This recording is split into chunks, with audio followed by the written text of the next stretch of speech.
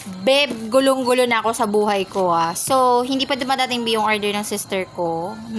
Siguro 2 days ago na delay. Tapos meron ako dito tatlong golden dust na mini. Ayan. So, iniisip ko siyang ubusin kasi parang feeling ko kasi sayang din siya kapag hindi ko siya uubusin. Ayan. Kasi gusto ko ang antayan na i-pair siya doon sa G21 Duo Soap. Kasi hindi pa ako nakakabili ng Duo Soap na mini. So, sabi ko, what if ito na muna yung gagamitin ko, girl?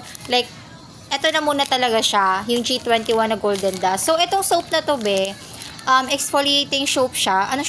Soap siya, and at the same time, whitening siya and glass skin effect siya. So, sabi ko, gamitin ko na muna siya alone itself. Wow, umi-English ka na, anak. So, gagamitin ko na muna siya alone itself, pero sa body ko lang, kasi sa mukha ko hindi ko siya pwedeng gamitin, kasi exfoliating soap nga siya.